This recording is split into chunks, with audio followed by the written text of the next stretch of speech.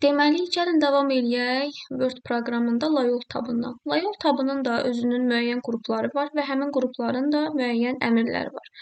Əvvəlcə danışaq Page Setup qrupundan. Page Setup qrupunda danışsaq Marix hissəsindən. Bu nədir? Marix hissəsi səhifə düzənidir. Yəni belə deyək, səhifəni istədiyin formada, misal üçün top yuxarı, butum aşağı, yuxarıdan, aşağıdan, soldan, sağdan müəyyən çıxıntılar, abzaslar təyin edə bilərəm. Yəni neçə santimetr istəsəm, yığa bilərəm. Məsəl üçün bunlar bizə Word-ün təqdim etdikləridir, yəni etdiyi nümunələrdir. Əgər bu məni qane etmirsə, daxil olaram buradan Custom Marix hissəsinə və özüm neçə santimetr istəyirəmsə, yuxarıdan, aşağıdan, sağdan, soldan bunu yazıb OK vursam, istədiyim bir səhifəyə tətbiq olunacaq. Yəni hansı səhifənin ki, mətnini dəyişmək istəyirəm, həmin o bir dənə səhifəyə tərtib olunacaq. Yox, əgər bütün sənədə tərtib etmək istəyirəmsə, bu zaman Set as Default hissəsini vuracam ki, bütün sənədə tətbiq olunsun. Bu formada. Bir də bu harda var? Home tabında var. Məsəl üçün sual düşə bilər bu haqda. Bir də Home tabının paragraf qrupunda bu hissəyə gəlsəm, paragraf hissəsində də belə bir hissə var. Ki, left-dir, right-dir, soldan, sağdan yenə abzasları təyin edə bilərəm. Amma burada, yəni layoutdan fərqi ondan ibarətdir ki, ümumiyyətlə layoutda hər şey daha genişdir. Home-da istədiyim bir hissəni seçirəm. Məsələn, Home tabında elədir ki, müəyyən bir mətni seçəcəm, hər hansısa bir hissəni seçib sırf onun üzərində işləyə bilərəm. Onu sağdan, soldan yığa bilərəm. Amma layoutda ya bir səhifəyə tətbiq olunacaq, ya da ümumi bir mətnə, sənədə tətbiq olunacaq. Yəni aradakı fərq bundan ibarətdir. Bundan başqa biz layoutda deməli Marix-dən danışdıq. Sonra burada var orientation hissəsi, orientasiya. Orientasiya nədir? Yəni səmtləşmə Azərbaycan dilində desək. İstəsəm mən sənədi portret rejimində saxlayarım, istəsəm landscape rejimində keçirərəm. Landscape-də nə? Yəni albom rejimi. Bu belə. Sonra size hissəsi vərəqin ölçüləridir. Burada Word-ün yenə təqdim elədiyi müəyyən şablon ölçüləri nümunə olaraq var bizə. Əgər yenə bunlar bizi qane etmirsə, daxil olaq buradan daha çox hissəsinə istədiyim ölçünü, yəni eni hündürlüyü nə qədər istəsəm, viz eni hez hündürlüyüdür. Neçə santimetr istəsəm, buradan daxil eləyə bilərəm. Və burada belə deyək, müəyyən qadağa var. Minimum 0,6 santimetr götürə bilərəm. Maksimum isə 55,87 santimetr götürə bilərəm. Deməli, minimum 0,26 santimetr, maksimum 55,87 santimetr daxil eləyə bilərəm. Enə də aiddir, hündürlüyə də. Yəni, hər ikisinə də aiddir. Bundan başqa size da dediyim, burada columns hissəsi var. Columns nə idi? Sütunlar. Rows bilirik sətirdir, columns isə sütundur. Bunlar nə edir? Sütunlara bölmək üçün. Yəni mətni seçəcəm istədiyim mətni, onu müəyyən sütun, one bir dənə sütundur, two iki hissəyə ayıracaq. Bax bunu bu formada iki hissəyə ayıracaq. Yəni belə indi mən seçməmişdim, ona görə belə oldu. Məsələn, biri burada gələcək. Sonra burada başqa nə var idi? Siri 3 hissəlidir, left, soldan, right, sağdan. Yəni bu formada ayıracaq. Əgər yenə özüm bunu yaratmaq istəyirəmsə, sütunlara ayırmaq istəyirəmsə, buradan columns neçə sütun istəsəm yazıram. Maksimum 45-ə qədər sütunlara ayıra bilərəm. Yəni maksimum 45-ə qədər sütuna ayırmaq mümkündür. Sonra bunu da danışdıq. Bundan başqa Page Setup hissəsinə nə qaldı? Bunlar breaks, line numbers, bir də hyphenation hissəsi qaldı. Bu nə deməkdir? Breaks öyrənmişdik harda? Bunu insert-də öyrənmişdik ki, break kəsmək deməkdir.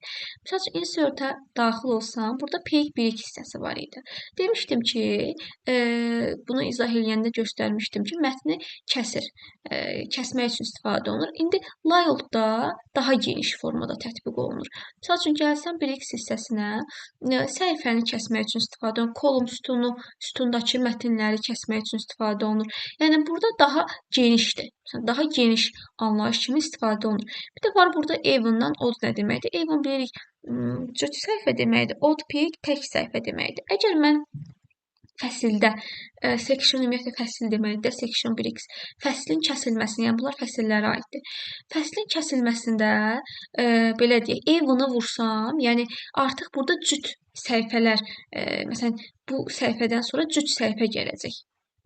Tutaq 2-dən sonra yenə 4 gəlib cüt səhifə. Yox, əgər odu vursam, artıq tək səhifə gələcək. Yəni testdə də bu formada düşür ki, even perik nədir, odd perik nədir. Bunu da bildik. Sonra burada line numbers var. Bu nə deməkdir? Səhifə nömrələməsidir line numbers. Bu hissə, continuous hissəsi sətirləri nömrələmək üçün istifadə olunur. Yəni sətirlərin nömrələnməsidir. Sonra burada deməli, restart each page.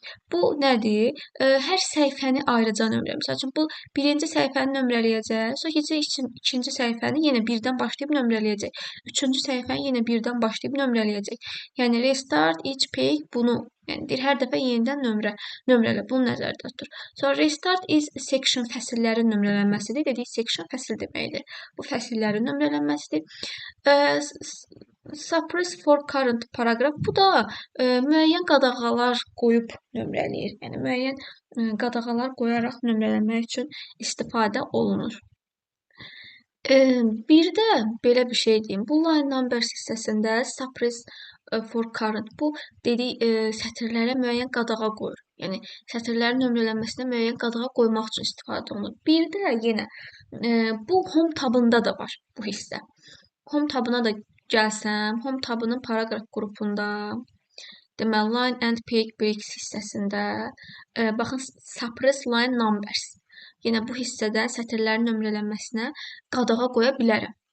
Deməli, sətirlərin nömrələnməsinə qadağa bir var, layout tabında var. Bir layout tabının page setup qrupunda, bir də var home tabının paragraf qrupunda. Yəni, bu hissələr də düşə bilər. Hyphenation nədir? Bu, belə deyək də, sətirdən sətirə keçirilmədə hecalara düzgün bölmək deməkdir. Hecalara düzgün bölmək üçün istifadə olunur. Biri var avtomatik. Avtomatikdə bu Azərbaycan əlifbasında olduğu üçün Word bunu avtomatik yerinə yetirə bilməyəcək. Onun üçün manuala daxil olub özümüz bunu hər hansı bir hissədən istəyiriksə, belə deyək, hecalara keçirə bilərik. Yəni bunu özümüz artıq tətbiq eləməliyik. Bu hissə bu qədər. Yəni page setupdan danışacaqlarımız bunlardır. İndi danışaq paragraf qrupundan. Paragraf qrupunda da bu formada əmrlər var. Ümumiyyətlə, bu əmrləri home-dan bilirik. Home-da buradakı əmrlərdir. Mətni mərkəzdən, sağdan, soldan, hər iki tərəfdən düzləşdirmədir. Yəni, paragrafın içərisində olan əmrlər. Sadəcə, home-da bu hissələr daha genişdir. Yəni, məsələn, bunu kəsib testə salsalar, bu paragraf qrupu home-a aiddir. Amma layout hissəsində layoutun paragrafı ayrıdır. Yəni, bu layoutun özünə aiddir. İndi bura, nə bilim, neçə yazsam, yəni bu yenə sağdan, soldan mənim mətnimi düzləndirmək üçün istifadə olunur. Misal üçün,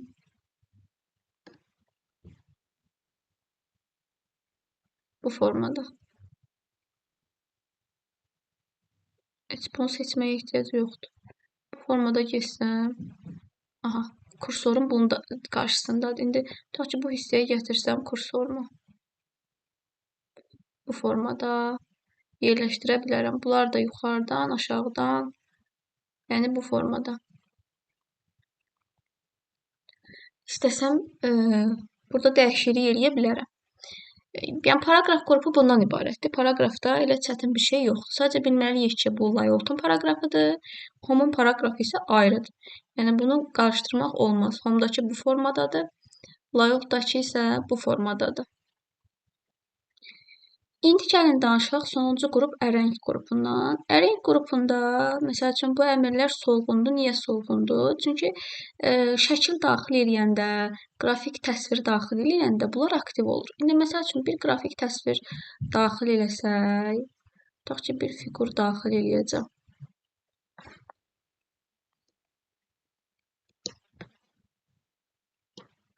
Misal üçün, belə bir fiqur daxil eləsəm, daxil olan layout hissəsinə, burada deyir ki, position. Position nə deməkdir?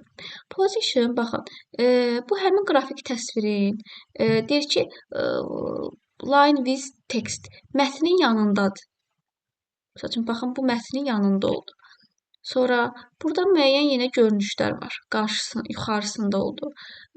Sonra nə bilim, bu sağ tərəfində, sonra ortada, bu formada. Yəni buradan bu formaları seçə bilərəm nümunə üçün.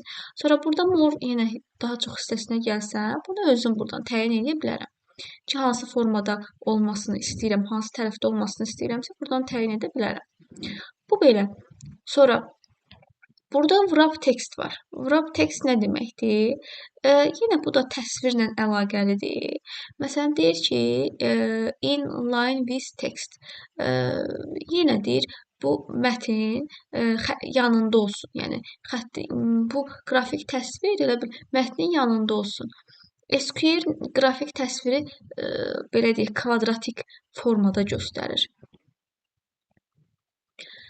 Ümumiyyətlə, birdən bu sual testə düşər, wrap text deyər nə deməkdir? Bu wrap textin mənası seçdiyimiz şəklin, qrafik təsvirin mətni ümumilikdə əhatə eləməsi deməkdir. Wrap text nə üçündür desə, yəni yerləşir layoutda, layoutun arrange qrupunda. Nə üçündür desə, belə deyək, qrafik təsvirin mətni əhatə eləməsi üçündür. Əhatə eləməsi üçün. İndi bunun içərisində müəyyən əmrlər var. SQL dedik kvadratik formadadır. Yəni burada müəyyən fərqli əmrlər var ki, bunlardan istifadə eləmək olar. Sonra yenə more hissəsinə daxil olub özüm istədiyim kimi görünüş olaraq da, yəni görünüş əmrləridir. İstədiyim görünüş əmrlərini seçə bilərəm. Bu belə. Begin forward, bir də set backward əmrləri var. Bunlar nə deməkdir? Bunlar iki şəkillə işləmək üçün istifadə olunur. Məsələn, ikinci bir şəkil əlavə eləyəndə begin forward deyir ki, həmin şəkili önə keçir. Set backward deyir ki, yəni digər şəklin, yəni tutaq ki, ikinci bir şəkil əlavə eləsəm, begin forward onun önünə keçirəcək. Set backward isə belə deyək, onun yanına, arxasına keçirəcək. Yəni ona görə bu əmrlərdə bu formada istifadə olunur. Selection pane nədir? Selection pane üzərinə vuranda burada deyir ki, belə bir hissə gəlir. Yəni qrafik təsvirləri, hansı qrafik təsvir seçmişəm, onlara baxa bilərəm. Sonra onların belə deyək, show göstərmək deməkdir, hide gizlətmək deməkdir. Göstərə bilərəm, gizlədə bilərəm, siyahısına baxa bilərəm və s. Yəni bunun üçün selection pane bunun üçün istifadə olunur. Sonra burada baxıram ki, align hissəsi var. Align nə deməkdir? Bax, bu şəkili sağdan sola, indi bir dənə şəkildir, iki dənə şəkil əlavə edirik.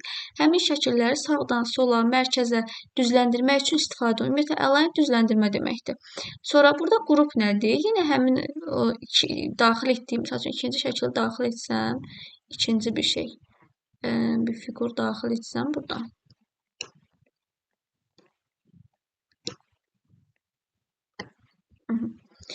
Deməli, layout hissəsindən baxıram ki, bu hissədə baxın, bu əmrlər hamısı aktivləşdi. Yəni, bunları align düzləndirmək üçün istifadə edə bilərəm. İndi qrup da qruplaşdırmaq üçündür. Rotate nədir?